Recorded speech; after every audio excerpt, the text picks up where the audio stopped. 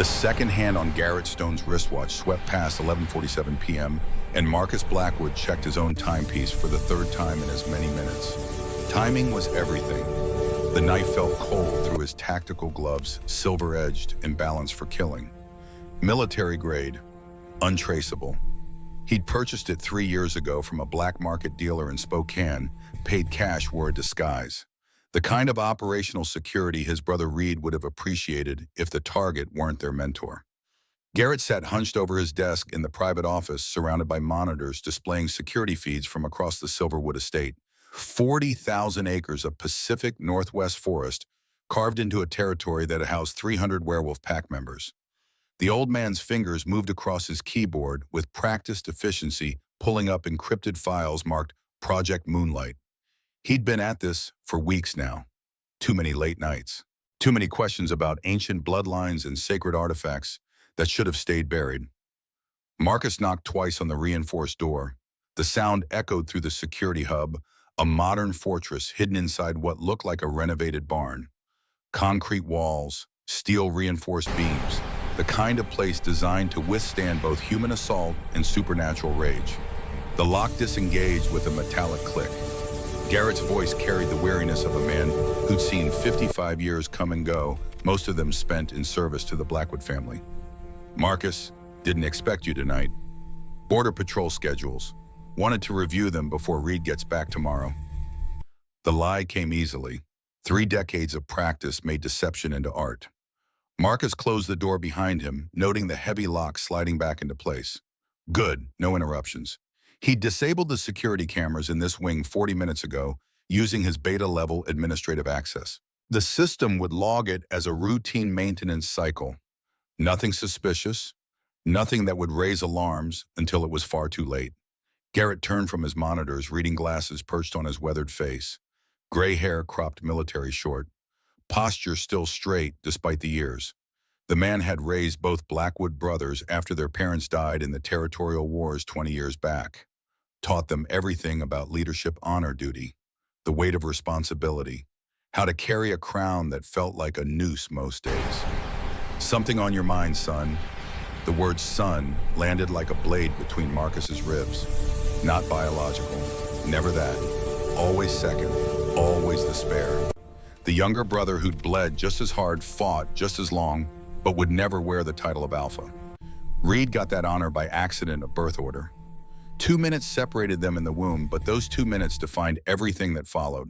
Marcus moved closer, letting his hand rest casually near the knife concealed in his jacket. The office smelled like coffee and old leather mixed with the faint scent of pine that seeped through every building on the estate. Outside, frost covered the October ground. Full moon 3 days away. Perfect timing for what came next.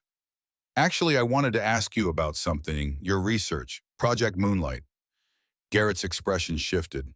Just a flicker, but Marcus had been watching for it. Surprise, then caution. The old wolf's instincts were sharp even now. That's classified, Marcus. Read only.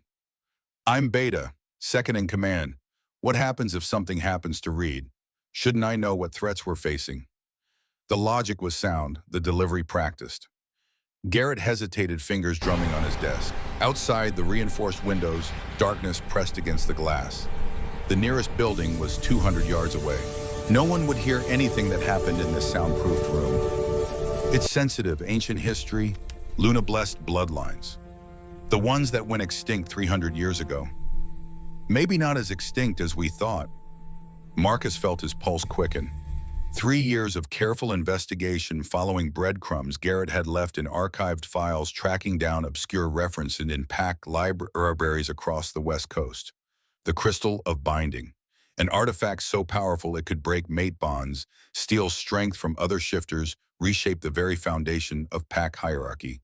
And the Luna-blessed were the only ones who could find it, sense it, touch it without being destroyed. You found one.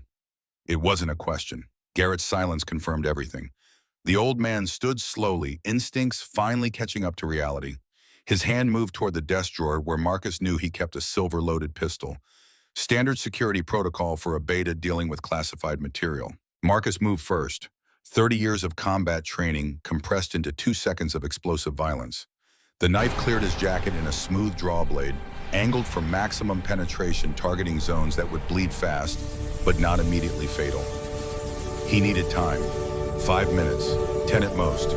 Long enough to plant evidence, long enough to set the trap that would change everything. The silver edge caught Garrett below the ribs, angled upward. A surgical strike designed to look frenzied than anyone who didn't know better. The old wolf gasped, more surprise than pain in that first instant. Marcus didn't give him time to recover. Second strike to the left shoulder, third to the abdomen, 4, 5, 6, 7 precise cuts that would leave the right pattern, the right amount of chaos.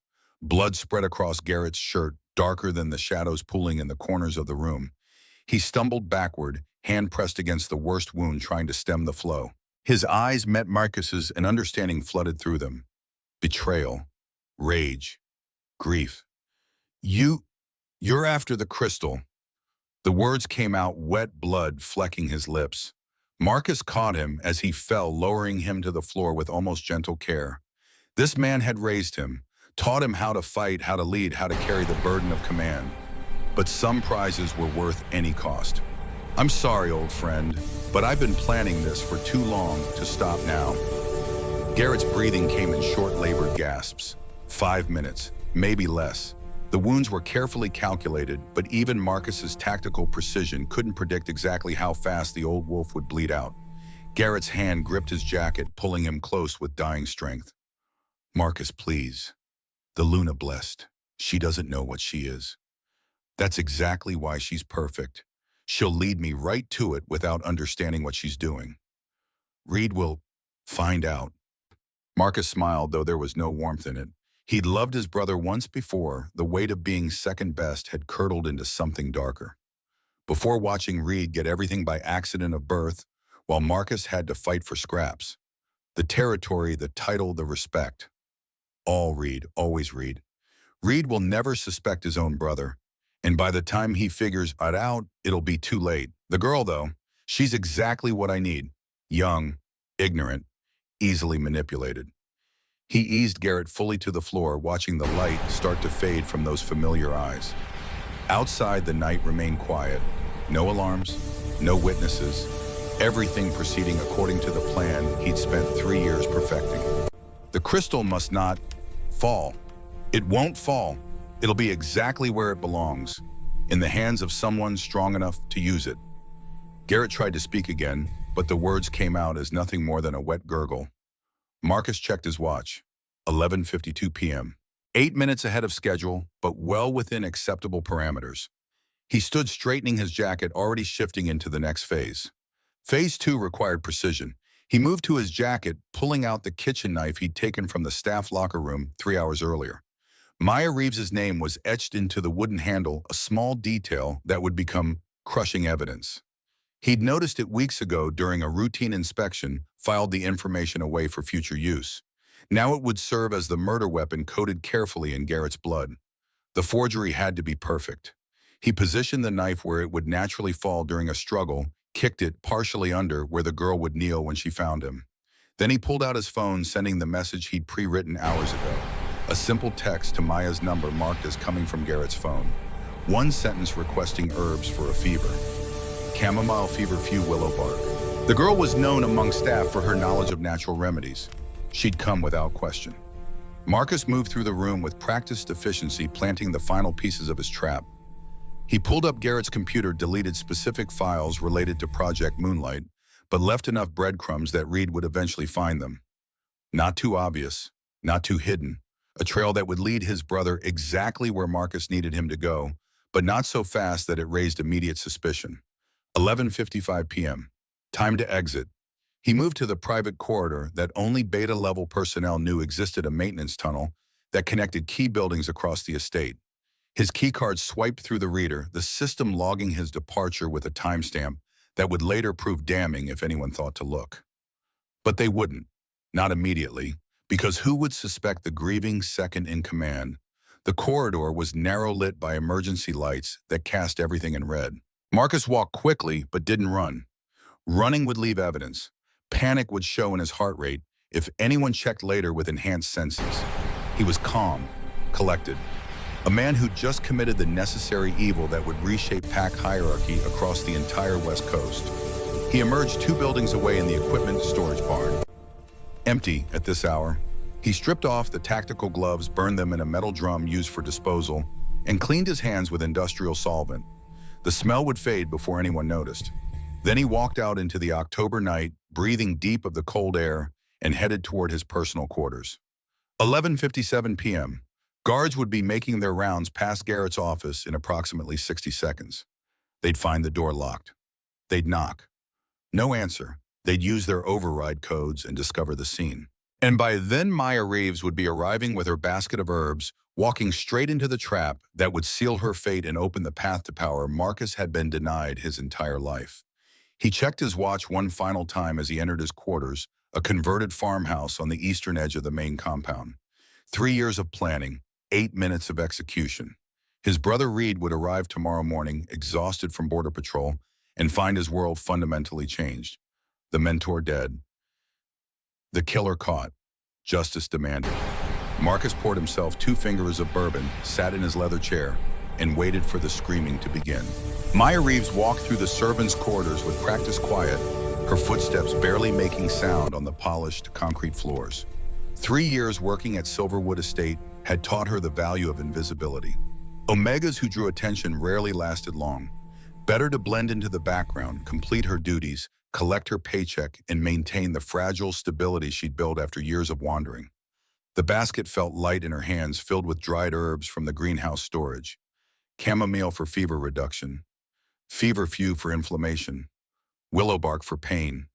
Simple remedies her grandmother had taught her before dying 8 years ago in a small Oregon pack territory.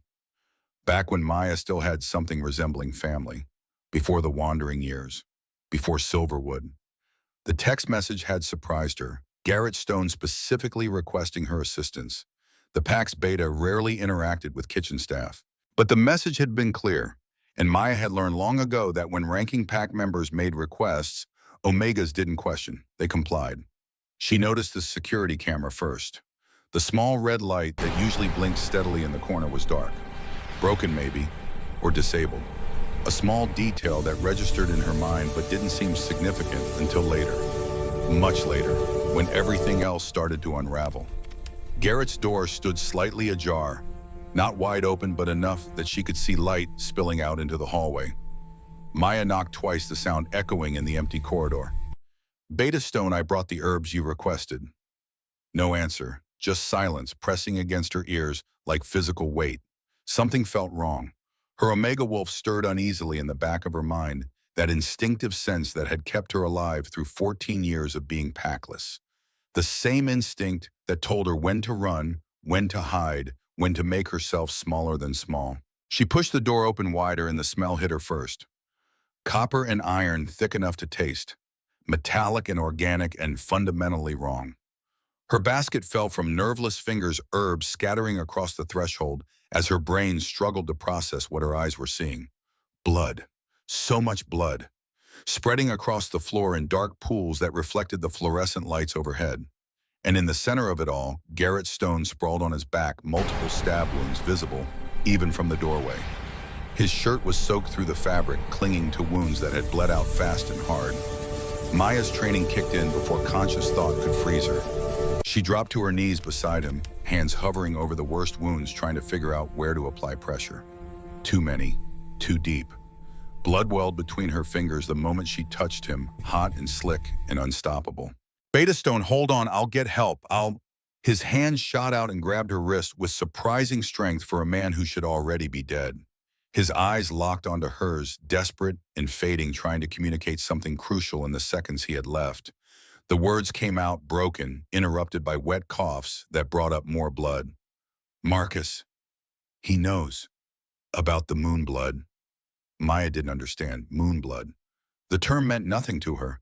Just another piece of pack terminology she'd never learned in her years of wandering between territories. I don't understand. Who did this? What do you mean? Garrett's grip tightened on her wrist, pulling her closer. His breath rattled in his chest, each exhale sounding like it might be the last. The crystal must not fall. What crystal beta stone? Please let me get the pack, Doctor. You, you're one of them. Run. The word came out as barely more than a whisper. His eyes lost focus, staring at something beyond her shoulder. Beyond the room, beyond whatever remained of his life. His hand went slack, falling away from her wrist to land with a wet sound and the pool of blood spreading across the floor. Maya knelt there, frozen, her mind struggling to catch up with reality. Garrett Stone was dead, murdered, and she was covered in his blood, her hands slick with it, her clothes soaked where she'd knelt in the spreading pool. The basket of herbs lay forgotten near the door, chamomile and feverfew scattered like pale flowers against dark concrete. She should run. That's what he'd told her. Run. But her legs wouldn't move. Her Omega wolf was screaming at her to flee, every instinct honed by years of survival, shrieking that she was in danger. But rational thought moved slower than instinct, and by the time her brain finally processed the command to stand, to move, to escape, it was already too late.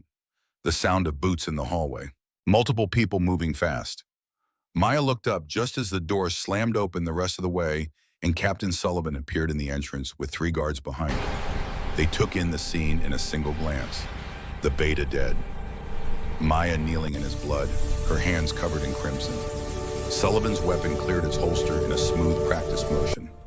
Military training evident in every movement. 25 years as head of estate security showed in the way he immediately secured the scene, his voice carrying the kind of authority that demanded instant obedience. Step away from him. Hands where I can see them. Maya raised her hands slowly, blood dripping from her fingers. Her voice came out steadier than she felt, though her heart hammered against her ribs, like it was trying to escape. I didn't do this. I found him dying. I tried to help. Step away. Now. She scrambled backward, her blood-soaked clothes leaving smears on the floor. One of the guards circled around her position, and she heard his sharp inhale of breath as he discovered something she hadn't noticed. His voice carried disbelief mixed with grim certainty. Captain, there's a knife here, partially under her skirt. No, that wasn't possible. Maya hadn't seen any knife, hadn't dropped one, but the guard was already pulling it out, holding it up for everyone to see. A kitchen knife with a wooden handle, and even from across the room, Maya could see her own name etched into the grip. The knife she'd left in the staff locker room after dinner shift, the one she'd planned to sharpen tomorrow. Sullivan's expression didn't change, but Maya could see the calculation in his eyes. 25 years of investigating crime scenes, reading evidence, determining guilt or innocence, and everything he was seeing pointed in one direction. That's not mine. I mean, it is mine, but I didn't bring it here. I left it in the locker room. Someone must have. You're under arrest for the murder of Beta Garrett Stone.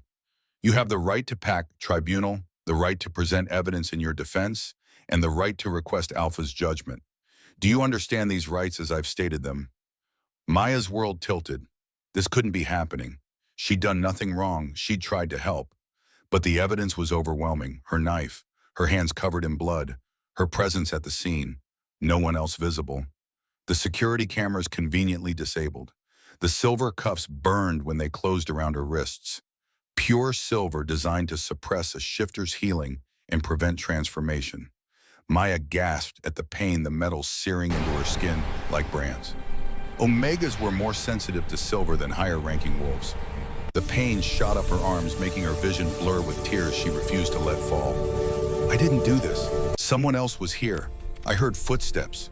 Just before I arrived, someone was leaving. Save it for interrogation. They hauled her to her feet, and Maya caught sight of herself in one of the monitors. Blood covered her hands, soaked into her clothes, smeared across her face where she'd unconsciously wiped away tears. She looked exactly like what they thought she was, a killer caught in the act. The physical evidence was damning enough. But worse than that was the simple, brutal logic of it all. Why would an Omega kill a Beta? What possible motive could she have? None. Which made this either an act of insanity or something far more calculated. And insane Omegas didn't typically have the presence of mind to fake a text message and disable security cameras. They dragged her through the corridors past other pack members who'd been roused by the commotion. Maya saw familiar faces. Cook Margaret, who'd taught her the kitchen's routines.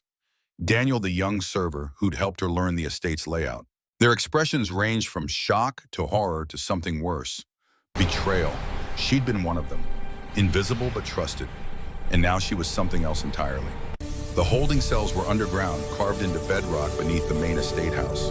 Modern construction despite the ancient stone, concrete walls, steel-reinforced doors, fluorescent lights that never turned off. The kind of place designed to hold shifters who'd lost control or violated pack law.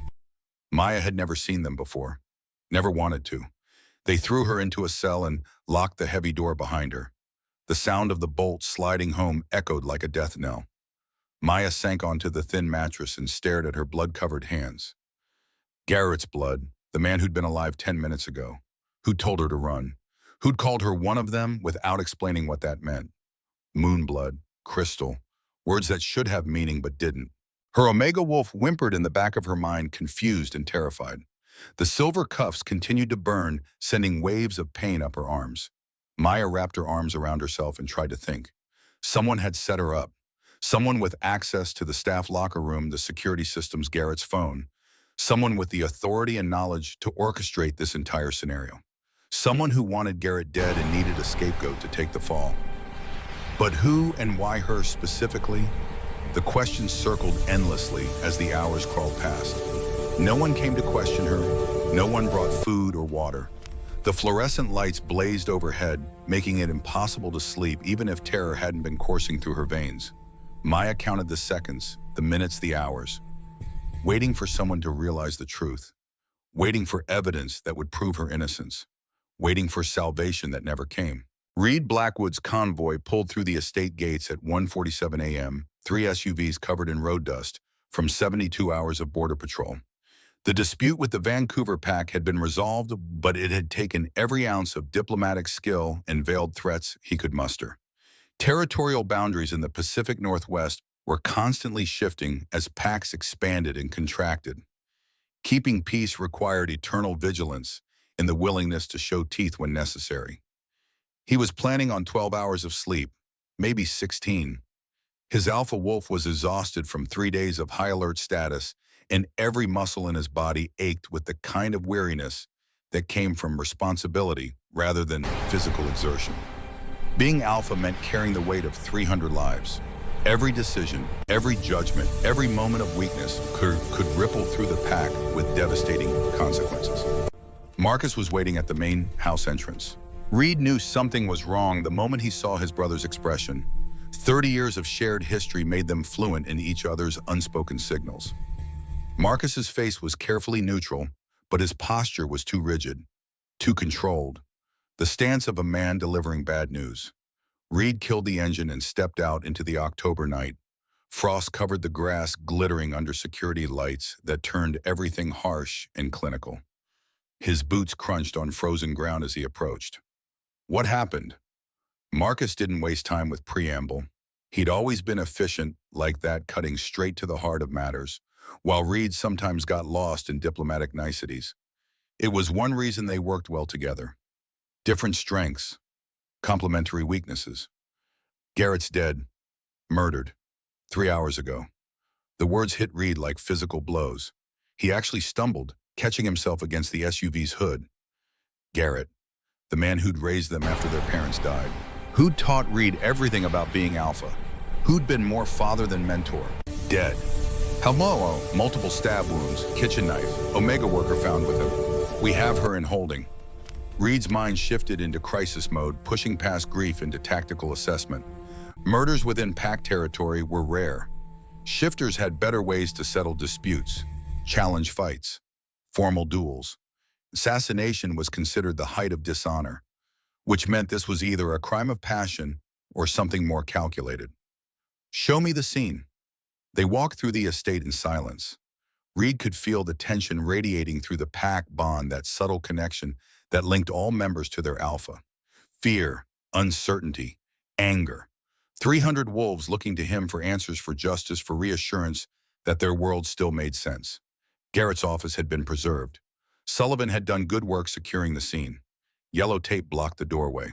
Numbered markers indicated evidence locations. Blood still covered the floor in dark pools that had started to dry at the edges. Reed stepped over the threshold, careful not to disturb anything. His alpha senses extended, reading the room like a three-dimensional puzzle. The smell of death was overwhelming, copper and waste and something else. The faint trace of fear. Garrett had known he was dying, had been conscious for the attack. The blood spatter told his own story. High-velocity arterial spray on the walls suggested the victim had been standing initially. Then patterns near the floor showed he'd fallen, tried to defend himself. Multiple wounds, not a single killing blow, but a systematic attack designed to ensure death through blood loss rather than immediate trauma. Reed knelt beside the outline where Garrett's body had been before the medical examiner removed it. 7 wounds, he could see the blood trails. Professional work, but made to look frenzied. Whoever did this had training, combat experience, the kind of tactical knowledge that came from military service or extensive fighting background. Security footage. Marcus shook his head, his expression grim. Cameras were disabled, maintenance cycle according to the logs. But it's suspicious, same time as the murder. Who has access to disable cameras? Beta level and above. Garrett, myself, you.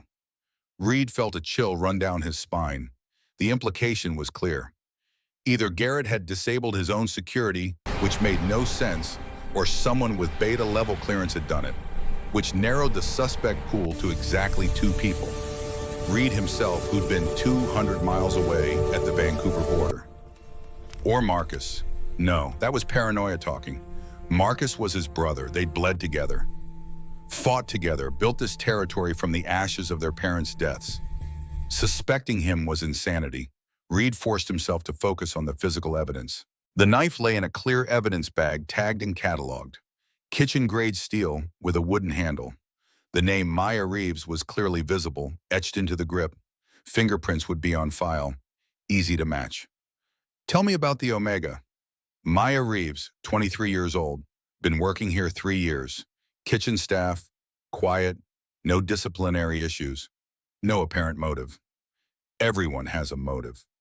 Marcus nodded. He understood that truth as well as Reed did. People killed for love, for money, for revenge, for reasons so small they seemed incomprehensible to anyone else. But typically Omegas didn't kill Betas. The power differential was too great.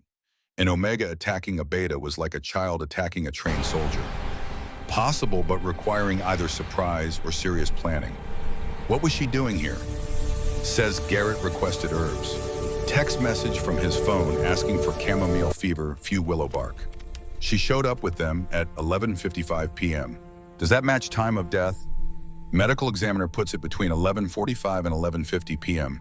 She would have arrived 5 to 10 minutes after the attack. Reed stood processing the information. The timeline was tight, very tight. If Maya had killed Garrett, she'd had barely 5 minutes to clean up plant evidence and arrange herself to look like she'd just discovered the body. Possible, but it would require significant presence of mind, the kind of tactical thinking that didn't usually coexist with passionate murder. Where's the blood? Marcus looked confused. It's everywhere. On her, but not enough. Look at the spatter patterns. The killer would have been covered, soaked. You can't make 7 deep stab wounds without getting blood all over yourself. But you said she was found kneeling beside him. That's consistent with someone trying to help, not someone who just committed murder. Could have changed clothes in 5 minutes while also arranging evidence and texting herself from his phone. That's a lot to accomplish in a very short window. Reed could see Marcus considering this. His brother had always been more impulsive, more willing to accept surface explanations. Reed preferred to dig deeper, examine every angle, ensure he understood the full picture before making judgments. It was why he'd survived as Alpha, patience combined with ruthlessness when necessary. She had the knife. Her prints will be on it. Of course they will. It's her knife. But that doesn't mean she used it for this. Reed moved through the room, studying details. Garrett's desk was scattered with papers, not chaotic but disorganized, like he'd been searching for something, or like someone had searched after he was dead. The monitors still displayed security feeds, but the screens were dark where this wing's cameras should have shown footage. What was Garrett working on? Border Patrol logistics. Standard beta duties. Reed's instincts were screaming that this was wrong. Everything about this felt staged, too convenient, too neat. An Omega found with a bloody knife, No apparent motive, security cameras disabled at exactly the right moment. It was either the worst luck in history or someone had orchestrated this entire scenario. I want to see her. Marcus hesitated. Reed, it's late. You need rest. The council meets tomorrow to decide. I want to see her. Now. The alpha command in his voice made Marcus step back. Reed rarely used that particular tone with his brother, but something about this entire situation was setting off every alarm bell in his mind. Garrett was dead. That was fact. But who killed him and why remained dangerously unclear. They walked to the holding cells in silence. The underground corridors felt like descending into a tomb, concrete and steel replacing the wood and stone of the estate above. Reed could smell blood and fear and the acrid scent of silver burning flesh. Maya Reeves sat on the thin mattress, her hands still cuffed, still covered in dried blood that had turned brown. She looked up when the cell door opened, and Reed saw intelligence in her eyes. Fear, yes, but also calculation. She was thinking, processing. Not the blank panic he'd expect from a guilty Omega caught in the act. Alpha Blackwood. Her voice was steadier than he'd anticipated. Most pack members stuttered when addressing him directly. The weight of his authority, the power of his alpha presence, typically made people nervous. But Maya held his gaze and Reed found himself reassessing his initial assumptions. Tell me what happened. Every detail. She did. The text message, the walk to Garrett's office, the disabled camera, the door standing open, finding him bleeding. His last words, Moonblood, Crystal, run. Then the guards arriving, the knife appearing, the arrest. Reed listened without interrupting his tactical mind, analyzing every word. The story was consistent, detailed. The kind of account someone tells when they're remembering actual events, not fabricating a cover story. Liars typically kept things vague and avoided specifics that could be checked. Maya gave him everything, including details that didn't help her case. What did Garrett mean by moonblood? I don't know. I've never heard that term before. And the crystal de... No idea. I thought maybe he was delirious, dying. Sometimes people say things that don't make sense. Reed studied her face, looking for tells. Shifters could detect lies through subtle changes in heart rate, breathing, pheromone output. Maya's physiological responses indicated truth. At least truth as she understood it. She genuinely didn't know what Garrett had been talking about. Why would someone frame you? The question clearly surprised her. She'd been expecting accusations, not acknowledgement that she might be innocent. I don't know, I'm nobody, just kitchen staff. I keep my head down, do my work, stay out of pack politics. Everyone is somebody to someone. Think, who would benefit from you being blamed for this? Maya shook her head slowly. I can't think of anyone. I barely interact with anyone outside the kitchen. No enemies, no rivalries, no disputes. Reed believed her, which made this entire situation even more suspicious. If Maya hadn't killed Garrett, someone else had. Someone with access to her knife, to his office, to the security systems. Someone who wanted Garrett dead and needed a convenient scapegoat. I'll give you 3 days. Pack law allows 72 hours for investigation before trial. If I find proof of your innocence, I'll fight for you. If not, he didn't need to finish. They both understood. Pack justice was swift and brutal. Murder of a beta carried only one punishment: public execution. A message to anyone else who might consider such betrayal. 3 days until what? Reed met her eyes, and for a moment he saw past the blood and fear to the person underneath. Strong, resilient, someone who'd survived being packless for 8 years. That took courage most wolves couldn't imagine. Until your execution. The Pack Council convened at 800 a.m. in the main conference room. Modern construction dressed up with traditional elements. A long table carved from single piece of Douglas fir, leather chairs, floor-to-ceiling windows overlooking the forest. 20 people represented the various factions and interests within Silverwood territory. Elder Victoria Thorne sat at the far end, 70 years of pack politics evident in her calculating gaze. Conservative, traditional.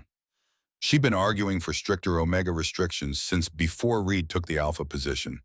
This situation would give her exactly the ammunition she needed. Beta Kai Jensen represented the younger generation. 31 years old progressive, constantly pushing for reform. He'd already texted Reed 3 times requesting leniency for Maya pending thorough investigation. Good intentions, but naive about how PAC law actually functioned. Dr. Helen Vaughn occupied her usual seat near the middle. PAC doctor, quiet observer. 52 years old with silver threading through brown hair.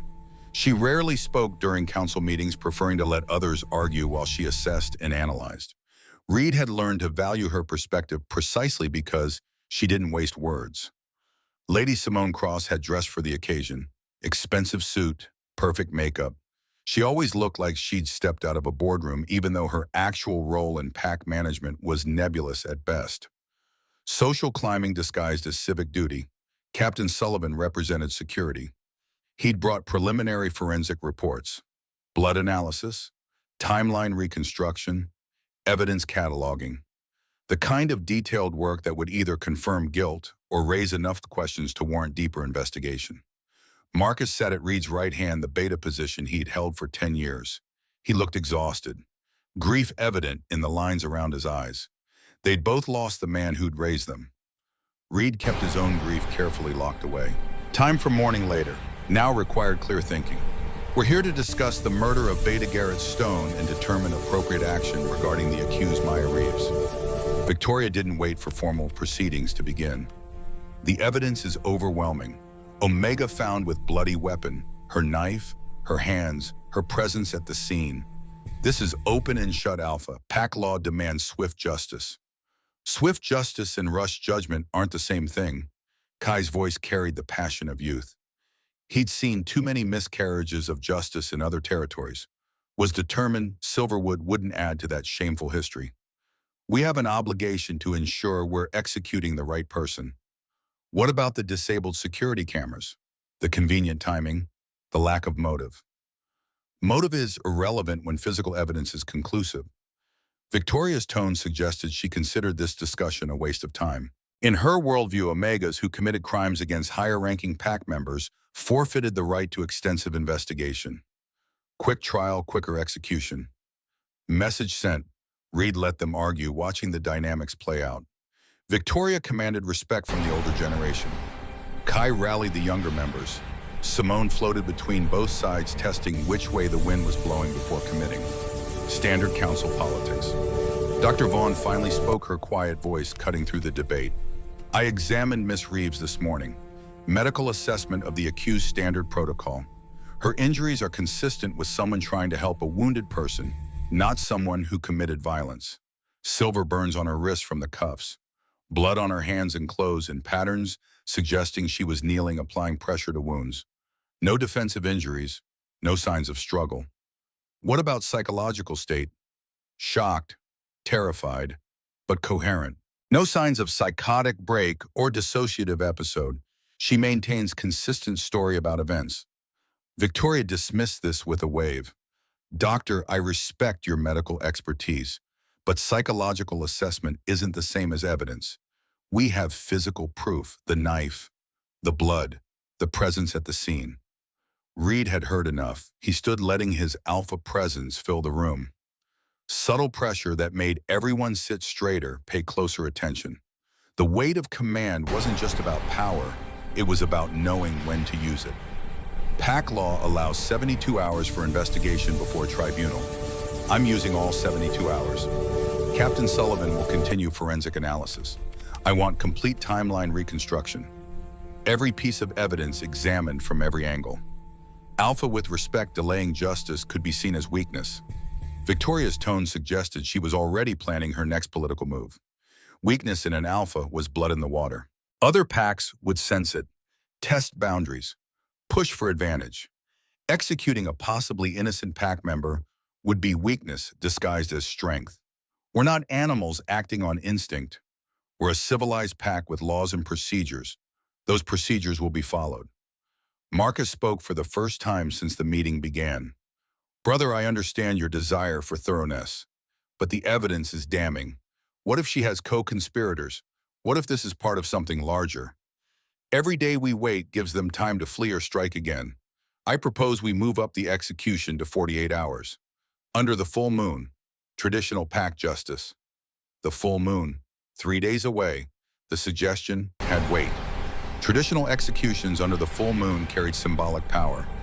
Justice witnessed by the moon goddess herself.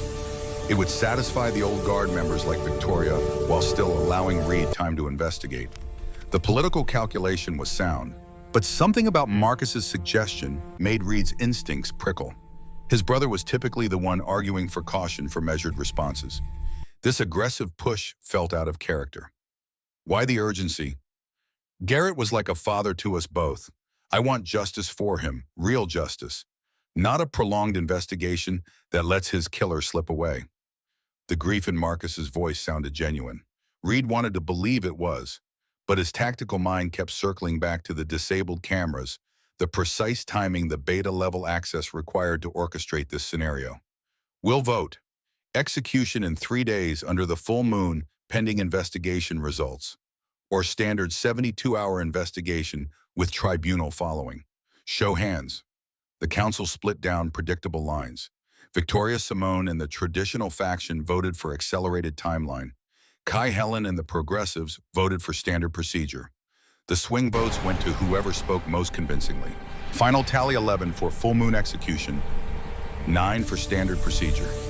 Reed felt the weight settle onto his shoulders. 3 days to prove Maya's innocence, or 3 days until he'd personally carry out her execution. Either way, the clock was running. Meeting adjourned. Captain Sullivan, I want preliminary forensic reports by noon. Dr. Vaughn, continue monitoring the accused's medical condition. Everyone else maintain normal operations. PAC needs to see stability. The council members filed out, already forming small groups to discuss and debate. Reed caught Marcus's arm as his brother moved to leave. Walk with me. They headed to Reed's private office, a converted study that overlooked the northern forest. Two brothers who'd shared everything for 30 years. Except lately, Reed had started noticing gaps in conversations. Moments where Marcus's explanations didn't quite add up. Small things, easily dismissed, but accumulating into a pattern he couldn't ignore. What was Garrett working on before he died? I told you, Border Patrol logistics. Marcus, I've known you my entire life. You're hiding something. His brother's expression flickered. Just for a second, then the mask was back in place. Concerned second in command. Loyal brother. Grieving friend. There were some files. Project Moonlight. Garrett was researching Luna Blessed bloodlines. Reed felt ice flood his veins. Luna Blessed. The extinct Omega lineage that could supposedly sense sacred artifacts, bridge the physical and spiritual realms, possess abilities that made them invaluable to any pack that could control them. Luna Blessed are extinct, 300 years. Maybe not as extinct as we thought. Garrett believed he'd found genetic markers in staff members, was planning to present findings to you when you returned. Which staff members? Marcus hesitated just long enough to be noticeable. He didn't say. Files are encrypted. I've been trying to access them, but Garrett's security protocols are extensive. Reed's mind raced through implications. If Maya was Luna Blessed, if Garrett had discovered this, if someone else knew. Suddenly, the frame-up made terrible sense. Luna Blessed could sense the location of sacred artifacts. The crystal of binding. A weapon so powerful it could reshape pack hierarchy across the entire continent. Why didn't you tell me this immediately? I wasn't sure it was relevant. Seemed like academic research. Ancient history that might have gotten him killed. Marcus met his eyes and Reed saw something in his brother's gaze he'd never noticed before. A kind of hunger, ambition that had always been there but carefully hidden. Or maybe Reed had simply never wanted to see it. If Luna Blessed do exist, if one is here, think what that could mean for Silverwood. The power we could access, the advantages we'd have over other territories, or the danger we'd be in if other packs learned we had one. Reed moved to the window, staring out at forest that stretched for miles. His territory, his responsibility, 300 lives depending on his decisions. And now a mystery that connected ancient bloodlines to modern murder. Get me Garrett's encrypted files, whatever it takes. I need to know what he discovered. Reed, those protocols are designed to resist. I don't care. Break them, hack them. Get me those files by tomorrow morning. The alpha command in his voice made Marcus step back. They stared at each other, brothers separated by 2 minutes of birth and 30 years of accumulated resentment that Reed was only now beginning to recognize. Of course, Alpha, I'll have them for you. Marcus left, closing the door softly behind him. Reed stood alone in his office, staring at the forest and wondering if he'd just made the biggest mistake of his life. Trusting his brother, believing in blood loyalty, assuming that shared history meant shared values. 3 days until the full moon. 3 days to find the truth. He had no idea that the truth would destroy everything he thought he knew. The false priest arrived at Maya's cell on the second day. Late afternoon shadows already lengthening across the estate grounds above. She'd spent 36 hours in the holding cells. No visitors except guards bringing minimal food and water. The isolation was deliberate, standard procedure for accused murderers. The silver cuffs remained locked around her wrists, burning constantly now, the pain a steady companion. The man wore a clerical collar and carried leather-bound prayer book. Silver hair, kind eyes, soft voice, everything designed to project trustworthy authority. Miss Reeves, I'm Father Thomas. I'm here to offer spiritual comfort. Maya sat up on the thin mattress, every instinct screaming danger. She'd grown up packless, had survived 8 years moving between territories by learning to read people quickly. This man set off every alarm bell in her mind. I'm not religious. Many find faith in difficult times. May I sit? He didn't wait for permission, just settled onto the metal stool outside her cell bars, close enough to talk, far enough to maintain safety, or the illusion of it. I spoke with Alpha Blackwood. He's troubled by this case. Questions about evidence, timeline inconsistencies. He wants to believe in your innocence. I am innocent. Of course. I'm sure you tried to help Beta Stone. Such a tragedy, to be in the wrong place at the wrong moment. The words sounded sympathetic, but something in his delivery was off, like he was reading from a script, testing responses. Maya kept her expression neutral, despite the pain from the silver cuffs. Tell me about his last words. Sometimes the dying speak truth that helps us understand they are passing. There it was, the real reason for this visit, not spiritual comfort, information gathering. Maya thought about Garrett's broken whispers, moonblood, crystal, run, words that had meant nothing to her then. But now, having had 36 hours to think, she was starting to suspect they'd meant everything. He was delirious, dying. I couldn't understand most of what he said. But you understood some of it. Not a question, a statement. The priest leaned forward slightly, and Maya caught a glimpse of something in his eyes that didn't match his gentle effect. Hunger, anticipation. This man wanted something specific, and he thought she might have it. He mentioned running, told me to get help, standard things someone would say when dying. Nothing else, no mention of artifacts, sacred places, ancient bloodlines. Maya felt her heart rate spike. This wasn't a priest. This was someone connected to whatever had gotten Garrett killed, someone who knew about Project Moonlight, who understood what Garrett had been researching. No, nothing like that. The lie came easily. 8 years of survival had taught her when to hide truth. The man studied her face, and Maya forced herself to maintain steady breathing, kept her expression confused and frightened. Just another terrified Omega facing execution. After a long moment, he smiled, but the expression didn't reach his eyes. I believe you, child. I think you are exactly what you appear to be.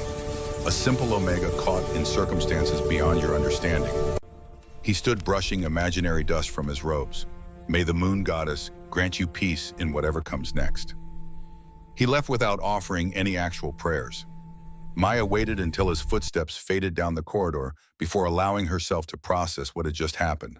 Someone powerful knew about Garrett's research, knew she'd been present when he died, was checking to see if Garrett had revealed anything before death took him. Her ignorance had just saved her life, at least temporarily, because whoever sent that fake priest would keep her alive only as long as she might be useful. The moment they confirmed she knew nothing, she became a liability, a loose end to be tied off. 3 days until execution, but Maya was starting to suspect she might not live that long. Reed spent the next 48 hours drowning in forensic evidence and encrypted files. Garrett's computer security was military grade. Took Reed's best tech specialist 19 hours to crack it, but the contents were worth the effort. Project Moonlight files sprawled across multiple encrypted folders. Garrett had been researching Luna-blessed bloodlines for 3 years. DNA markers, historical records, ancient texts recovered from territories across North America. The work was meticulous, obsessive, and it all pointed to one conclusion. Luna-blessed weren't extinct. The bloodline had gone underground, hidden. Some families had burned away the markings with silver, enduring excruciating pain to save their children from persecution. Others had simply never awakened. The Luna-blessed nature required specific triggers: life-threatening stress, mortal danger, full moon proximity. And Garrett had found genetic markers indicating presence of dormant Luna-blessed genes in 3 Silverwood staff members. One of them was Maya Reeves. Reed sat back in his chair, staring at the screen. This changed everything. If Maya truly carried Luna-blessed bloodlines, she couldn't have murdered Garrett. Her nature would have prevented it. Luna-blessed were physically incapable of killing innocent people.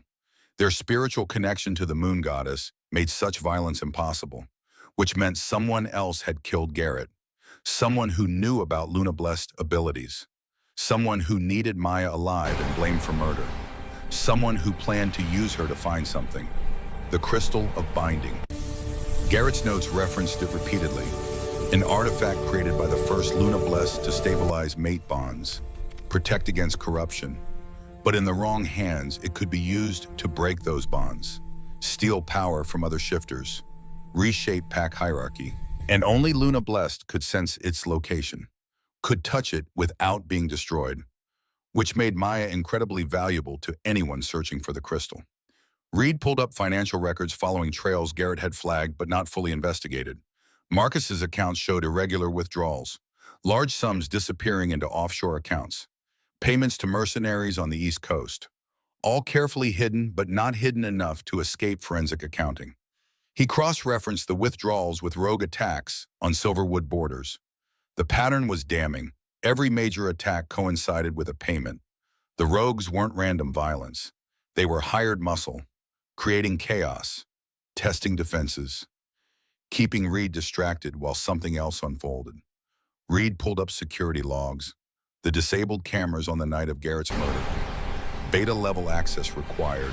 Only 3 people had those credentials.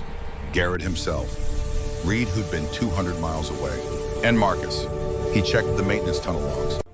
Marcus's keycard had been used at 11:52 p.m., exiting Garrett's building exactly when the medical examiner estimated time of death. His brother had been there, in the building, at the exact moment of the murder. Reed felt his world tilt. 30 years of trust, shared blood, shared history, all of it crashing down around the weight of evidence he could no longer ignore. Marcus had killed Garrett, had framed Amaya, was planning something involving the Crystal of Binding. But why? What could possibly motivate his brother to commit such betrayal? Reed dug deeper into the files and finally found his answer, buried in Marcus's encrypted personal records.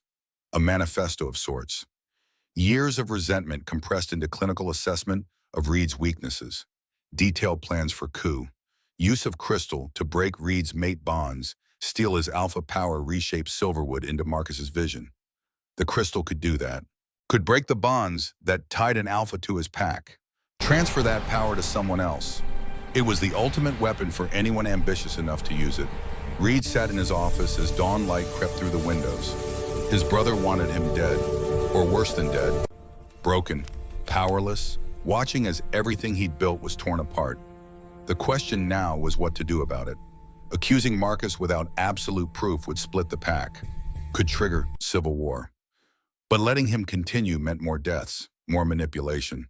Eventually, Marcus would make his move, and Reed needed to be ready. He called Captain Sullivan. I need complete surveillance on Marcus. Every conversation, every movement, every contact. Do it quietly. Alpha, that's your brother.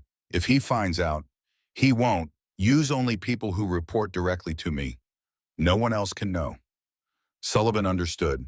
25 years of security work taught him when to ask questions and when to simply execute orders. I'll need 48 hours to set up proper coverage. You have 12. The full moon rose at 6:47 p.m. on the 3rd day. The execution was scheduled for 7:00 p.m. Traditional pack justice carried out under the moon goddess's witness. Reed stood in his quarters staring at the ceremonial blade, silver-edged, perfectly balanced, the kind of weapon designed for one purpose. Marcus knocked once and entered without waiting for permission. "Brother, are you ready?" Reed turned from the window. His brother looked composed, concerned, exactly what a loyal beta should look like before a difficult duty. But Reed could see past the mask now, knew what lay beneath. "Are the guards in position?" "Yes, 20 stationed around the platform, another 30 in the crowd for security. We're expecting significant turnout." And Maya, "Being prepared now, white dress, traditional binding. She'll be brought to the platform at 7:00 p.m. precisely." Reed picked up the blade. The weight felt wrong in his hands. This weapon was meant for executing criminals, not for whatever was about to happen. "Marcus, if I asked you to be honest, completely honest, would you tell me the truth?" His brother's expression flickered. Confusion. Wariness. "What are you talking about?" "Garrett's murder, Maya's frame-up, the crystal of binding, your plan to steal my power." The mask shattered. Just for a second, Marcus's face went through shock calculation, then acceptance. When he spoke again, the grief and concern were gone, replaced by something colder, more honest. "How long have you known?" "Long enough. Did you really think I wouldn't investigate? That I'd simply accept the surface explanation?" "I'd hoped you would. You always were too trusting, too willing to believe in honor and justice." Marcus moved toward the door, but Reed shifted to block him. They stood 3 feet apart. Brothers separated by betrayal and 30 years of hidden resentment. "Why we built this together? Silverwood is as much yours as mine." "No, it's yours. Always yours. You get the title, the respect, the authority. I get to stand beside you and watch everyone defer to the Alpha. I've been your second my entire life. I'm done being second." "So you killed the man who raised us." "He discovered my plans, left me no choice." Reed felt rage building in his chest. Not the hot fury of the moment, but cold calculation. His brother had murdered their mentor, had framed an innocent woman, was planning to destroy everything Reed had spent 10 years building. "You won't get away with this." Marcus smiled, and it was the expression of a man who'd planned every contingency. "I already have. In 15 minutes, you'll execute Maya Reeves. And when you do, her Luna-blessed nature will be revealed. The pack will see the markings appear. They'll understand what she is, and they'll look to you to protect her, to use her abilities for Silverwood's benefit, but you won't know how.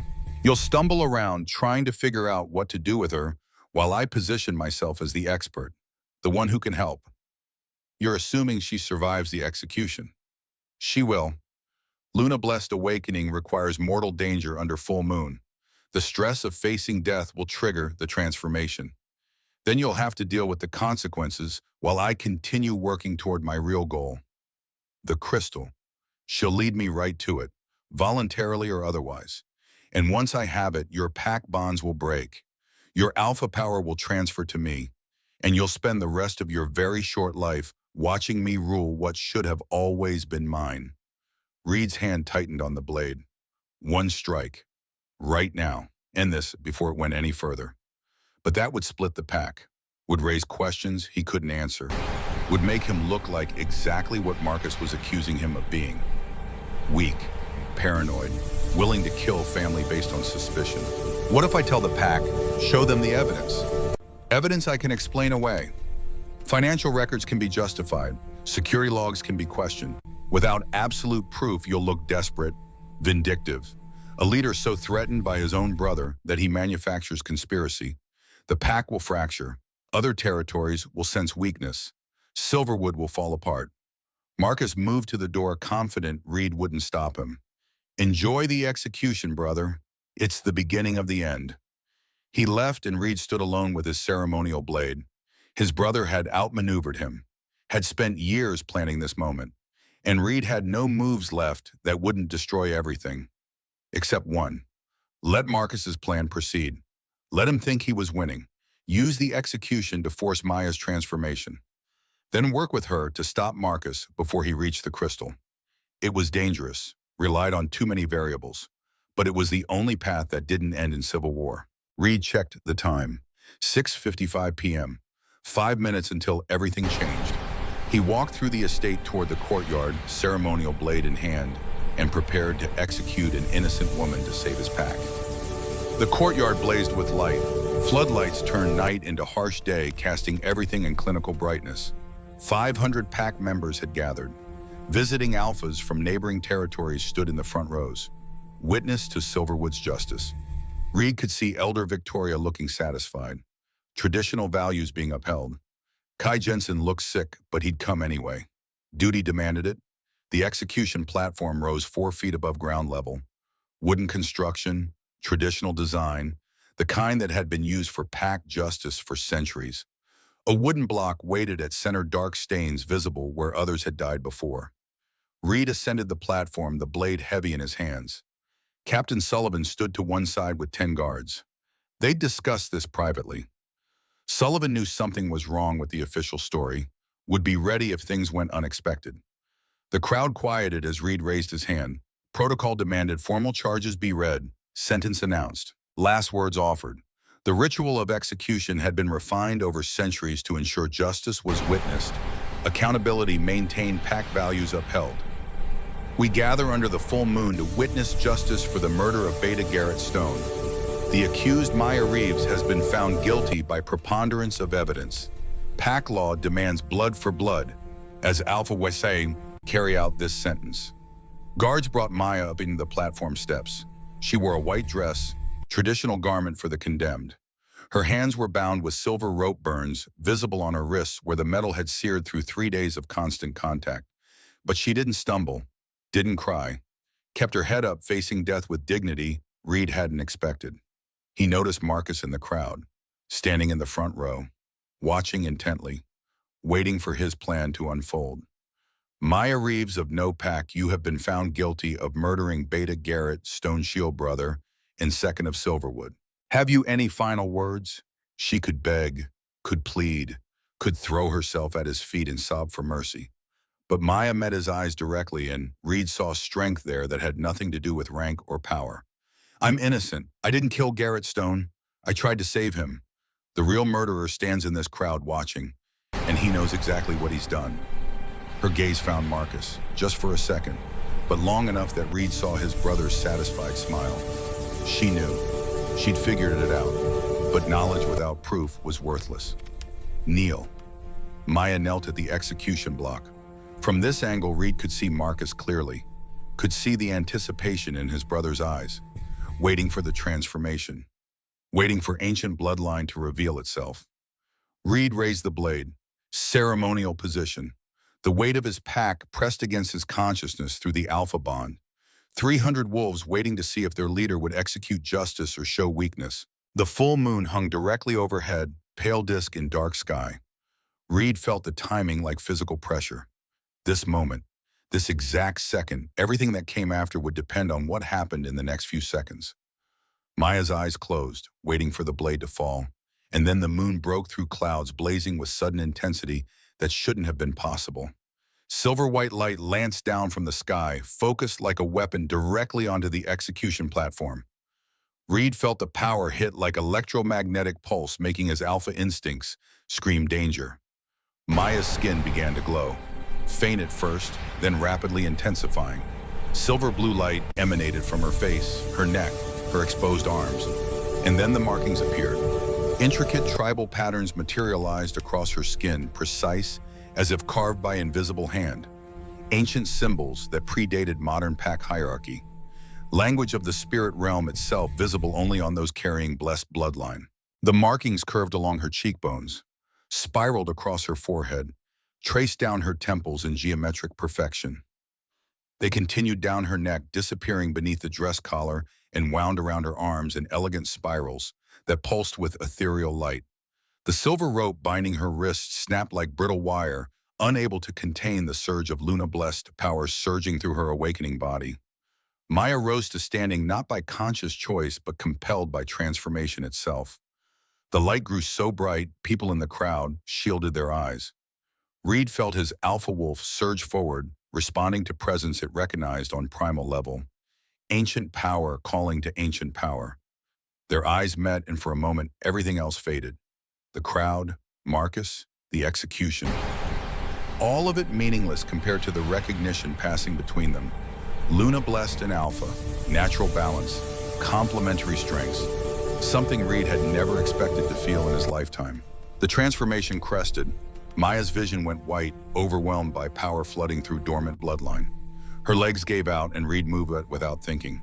The blade fell from his hands, clattering on wood as he caught her before she could hit the platform.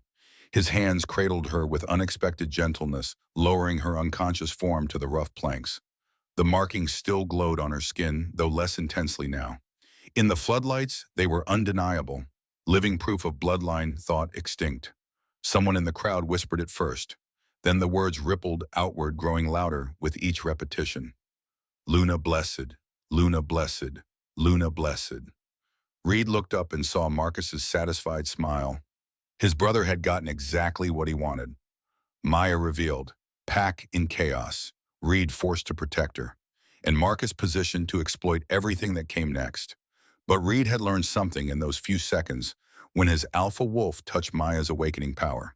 The mate bond had brushed against his consciousness, not formed yet, but present, potential waiting to be actualized. And mate bonds work both ways, could be weapon as easily as vulnerability. Dr. Helen Vaughn pushed through the crowd, medical bag in hand. She knelt beside Maya's unconscious form, checking pulse and breathing.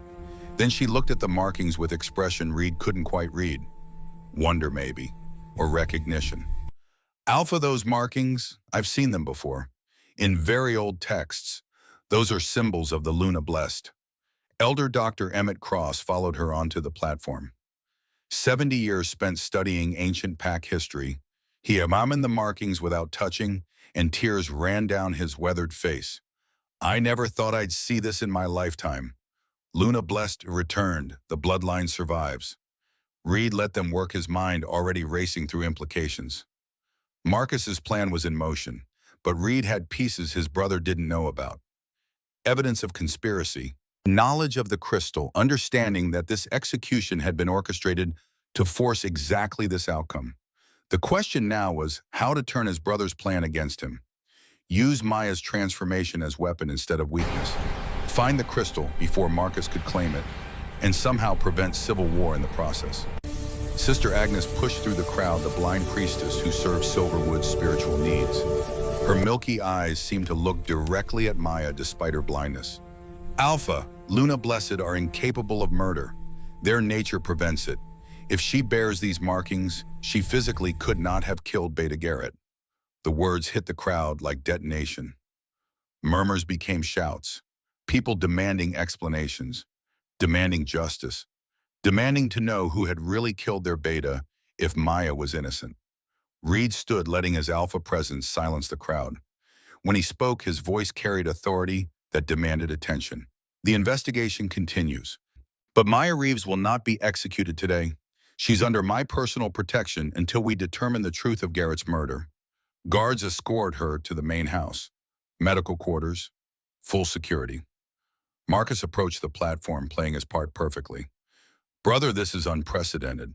What are we supposed to, Mahayayitone? We were supposed to follow Pack law. Luna blessed are sacred, protected by ancient covenant. Anyone who harms one faces the moon goddess's judgment. Reed picked up his fallen blade, noting how his hand no longer trembled. Everything was clear now.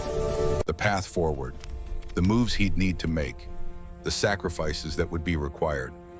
Council convenes tomorrow morning. We'll discuss what this means for Silverwood. Tonight, everyone returns to their homes. This gathering is concluded.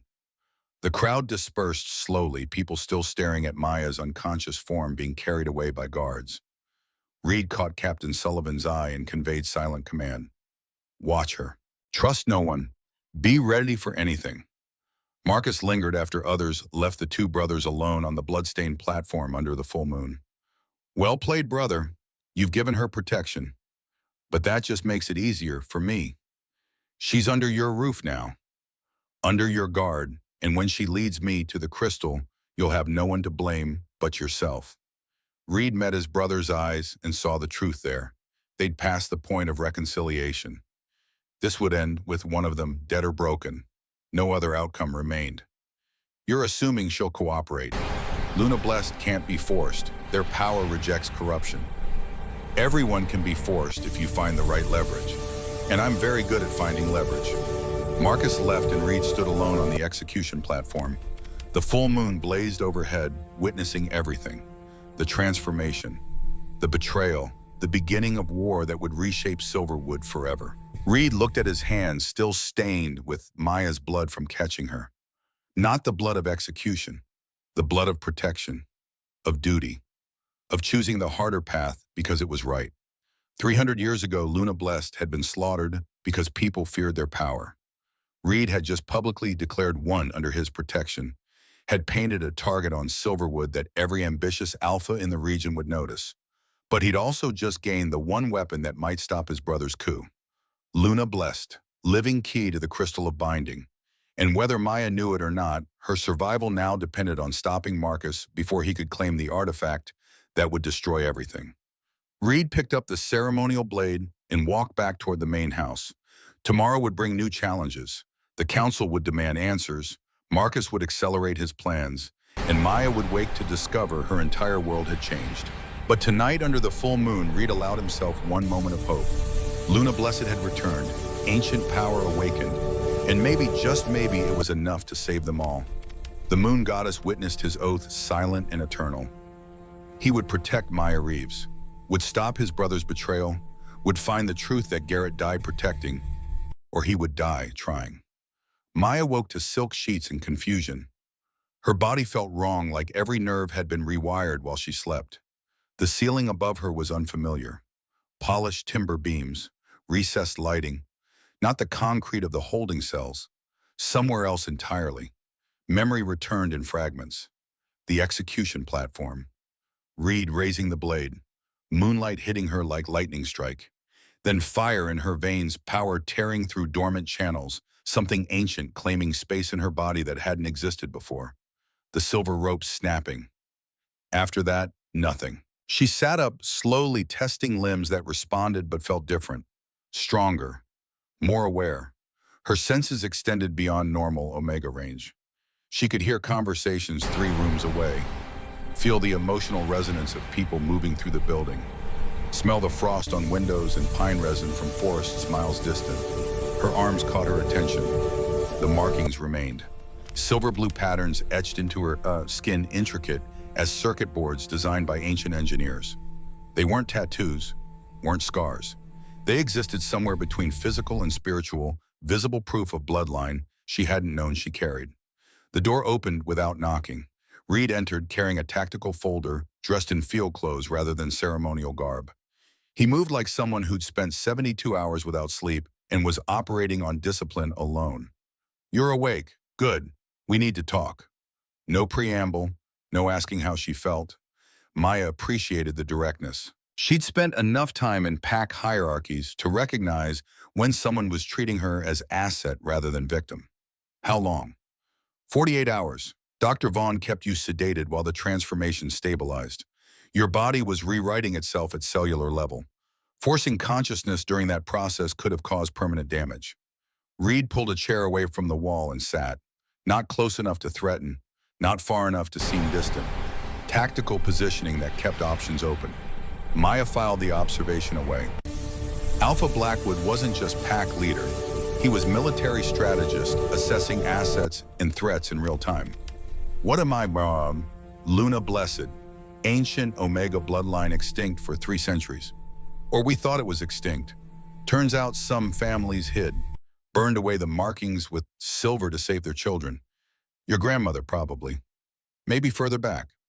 The words landed like puzzle pieces clicking into place. Her grandmother's burn scars, the way she'd flinched from Moonlight, the careful isolation from other packs. Not paranoia, protection. "The silver cuffs," Maya said slowly, rubbing her wrists where angry burn marks still showed. "They hurt me for 3 days. But during the transformation, the rope just snapped." Reed nodded. "Dormant Luna Blessed bloodline still reacts to silver. That's why you burned. But during awakening, active Luna Blessed power becomes incompatible with silver containment. The transformation broke your bonds. It always does. Otherwise, you would have been stuck in those cuffs indefinitely." Understanding crystallized. The pain had been real, but the awakening had changed the rules. Garrett knew. He'd been researching genetic markers for 3 years, found dormant Luna-blessed genes in your DNA, was planning to tell me when I returned from Border Patrol, someone killed him before he could. Reed opened the tactical folder spreading crime scene photos across the bedside table. Not graphic violence, but analytical documentation. Blood spatter patterns, wound analysis, timeline reconstruction. The kind of forensic evidence that told stories to people trained to read them. Your execution was orchestrated. Someone needed you framed for murder. Needed you facing death under full moon. Because that's what triggers Luna-blessed awakening. Mortal danger during lunar peak.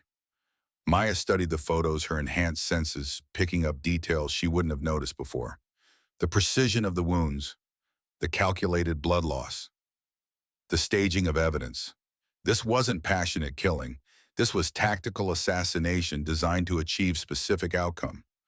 Marcus, Reed's expression didn't change, but Maya felt something shift in the air between them. Confirmation without words. I can't prove it, not in ways that would satisfy PAC tribunal. But evidence points one direction. My brother killed our mentor, framed you, triggered your transformation. All part of larger plan. What plan?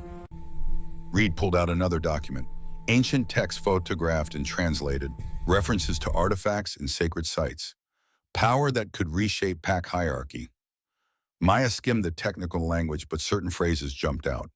Crystal of binding, mate bond manipulation, transfer of alpha authority. Luna-blessed can sense sacred artifacts, specifically the crystal of binding.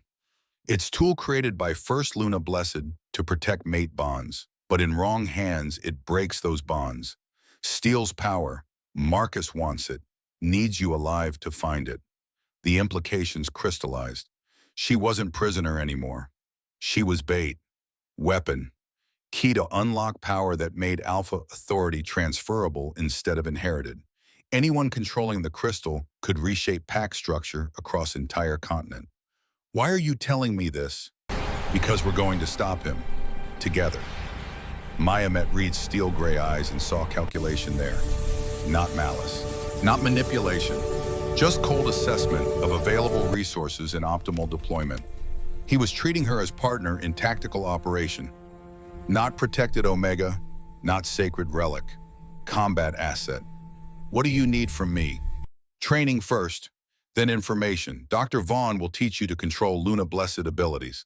I'll continue investigating Marcus's network. When he makes his move, we'll be ready. A knock interrupted. Dr. Helen Vaughn entered without waiting for permission, carrying medical equipment and expression that suggested she knew more than she'd been saying. The PAC doctor was older than Maya had realized. 52 gray, threading through brown hair, and something in her eyes that spoke of hard-won survival. Alpha, Miss Reeves, I need to run baseline tests on the transformation stability. Reed stood gathering his files. I'll leave you to it.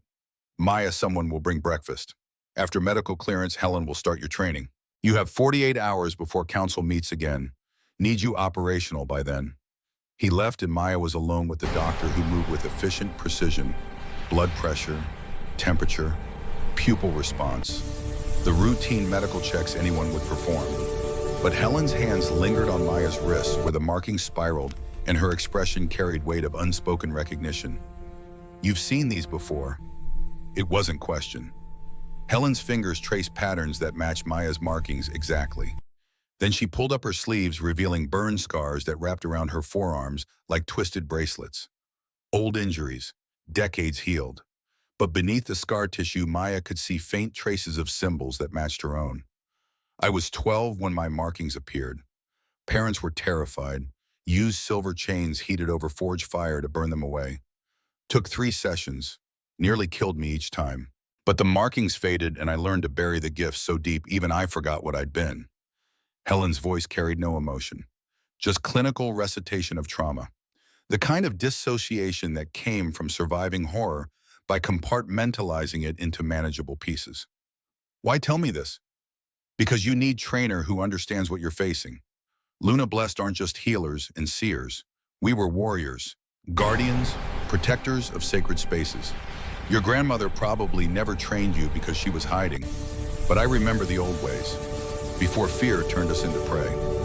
Helen pulled out different equipment, not medical instruments, combat gear, tactical knives, rangefinder, equipment designed for field operations rather than hospital work. Luna Blessed abilities are weapons if you know how to use them. Sensing emotions becomes interrogation tool. Detecting lies becomes counterintelligence asset. Shielding thoughts becomes operational security. You're not sacred victim. You're special operations capable soldier who happens to have supernatural abilities.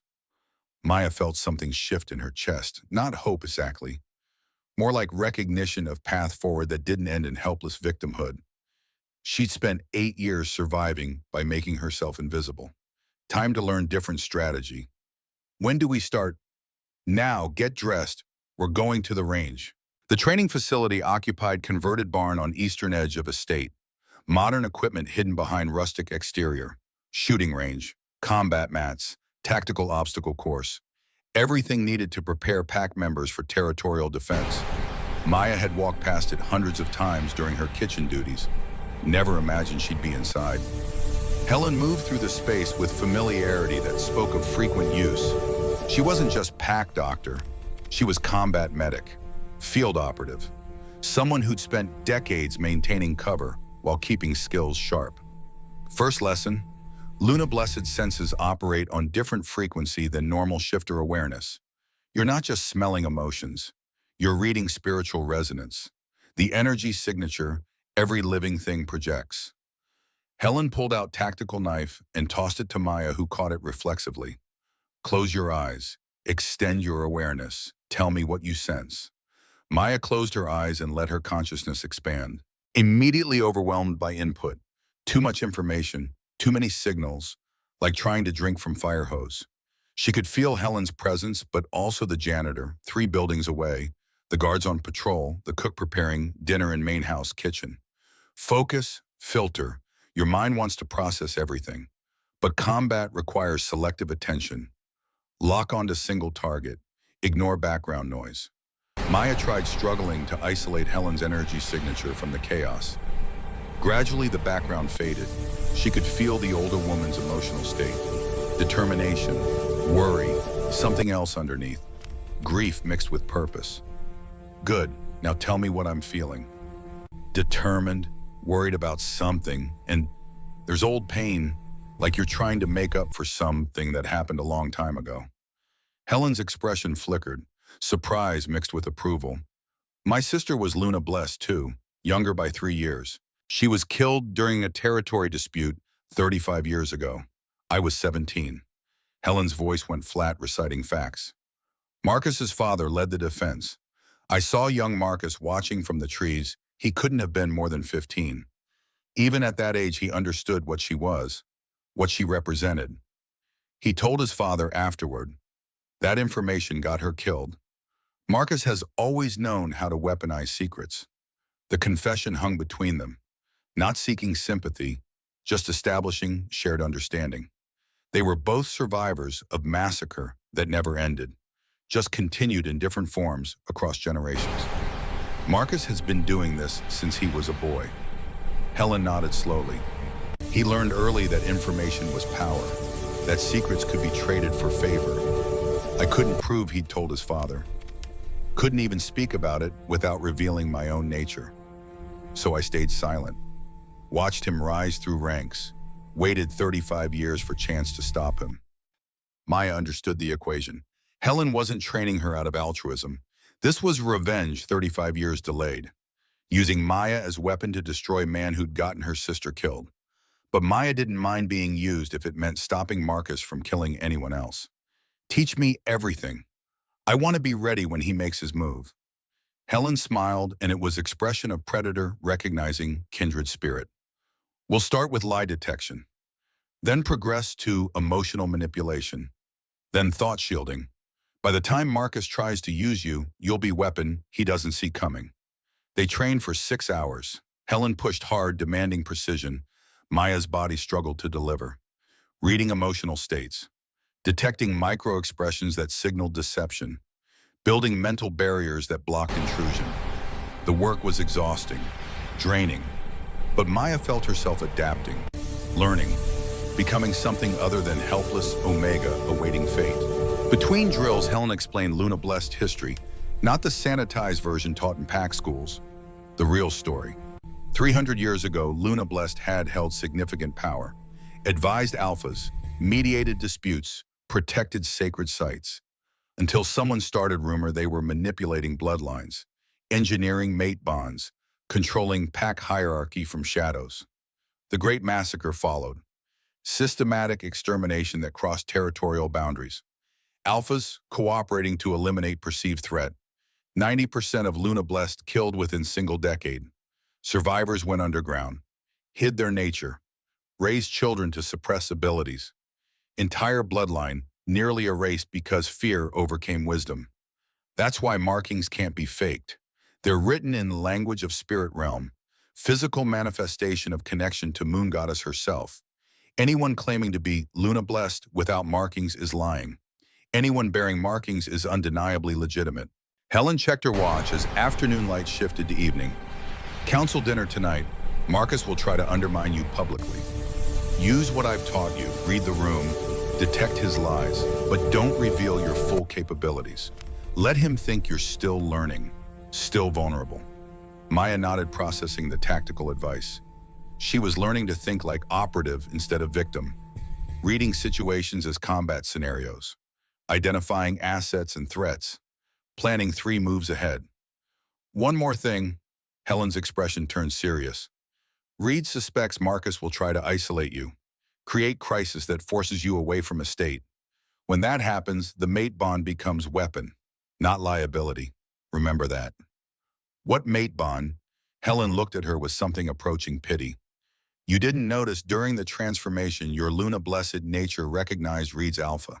The bond hasn't formed fully yet, but potential is there. Marcus orchestrated the execution specifically to create that connection. He thinks it makes you controllable through Reed. But bonds work both ways, can be used for protection as easily as manipulation. Maya filed the information away. Another variable in an increasingly complex equation. She'd felt something during the execution. Recognition on level that transcended conscious thought. But there hadn't been time to analyze it. Survival took precedence over understanding. Time to face the pack. Remember, you're not victim anymore. Your weapon they don't understand yet. The council dinner filled the main hall with political theater disguised as civilized meal.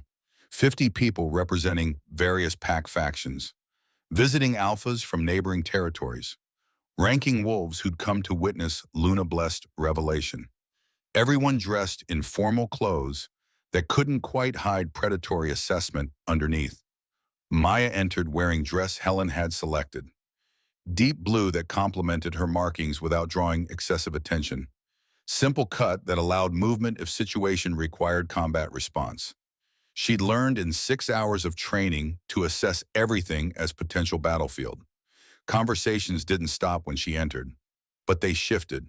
Volume dropped. Attention redirected. Maya extended her Luna Blessed senses and felt the emotional currents. Curiosity from younger wolves. Suspicion from older generation. Fear from those who remembered history. And from Marcus, sitting at Reed's right hand, satisfaction barely concealed. Reed stood when she approached, gesturing to seat between himself and Helen.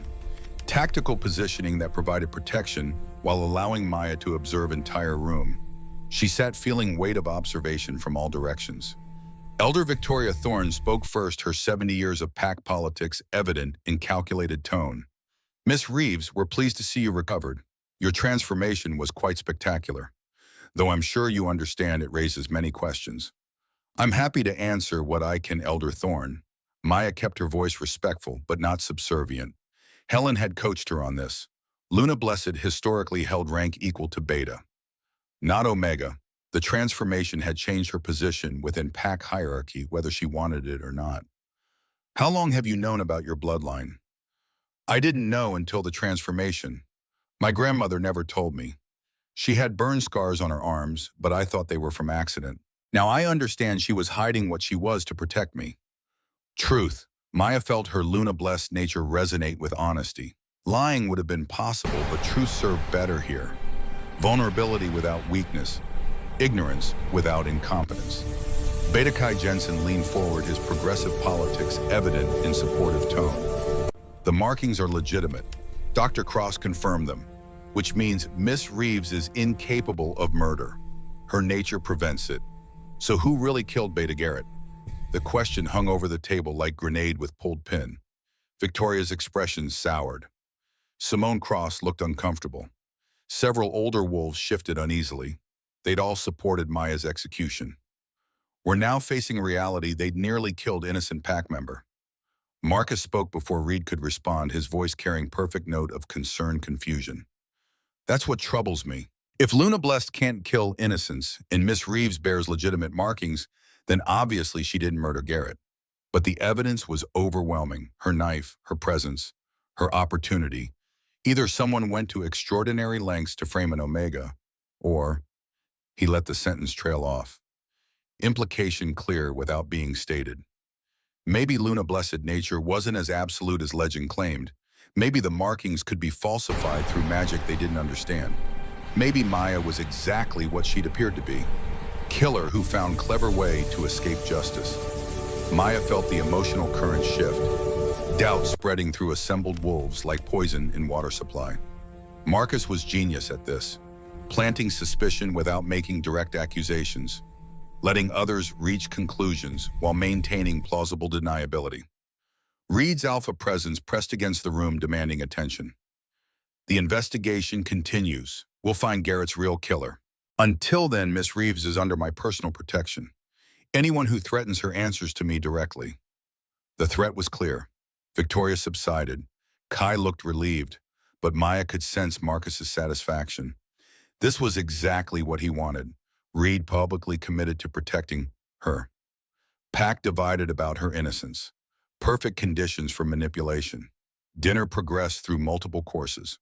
Maya barely ate, too focused on reading room dynamics. Every conversation was calculated. Every gesture carried meaning. Politics functioning as combat by other methods. She understood now why Helen had emphasized reading emotional states. This room was battlefield where weapons were words and casualties were reputations. Halfway through main course, Simone Cross addressed Maya with false sweetness. Miss Reeves, I'm curious. What exactly can Luna Blessed do? The legends are so vague. Healing, seeing the future, finding lost objects. Trap. Maya recognized it immediately. Simone wanted her to either reveal capabilities or appear ignorant. Either option created vulnerability. She chose middle path. I'm still learning. Dr. Vaughn has been teaching me basics, sensing emotions, detecting lies, building mental shields. Beyond that, I don't know yet what I'm capable of. She let her gaze sweep the table, making eye contact with several wolves. Then she spoke words that would echo. But I'm looking forward to finding out.